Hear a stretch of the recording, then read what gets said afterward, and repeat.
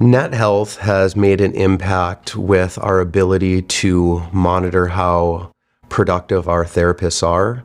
It also gives the ability to make sure we're within compliance as per CMS regulations. It is easy for us to see what therapists are treating appropriately and making sure they're efficient, but also seeing what their method and mode of treatment is. Yeah, we actually, by using Net Health, we were doing our monthly audit and noticed a newer therapist was struggling.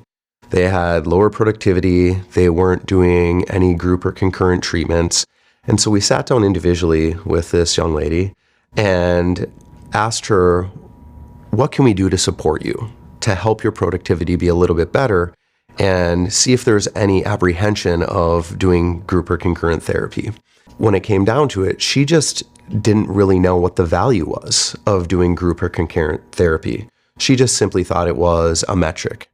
However, we actually sat and did a group with her, and by showing her how to engage the residents in a group, she saw the joy that it brought to the residents.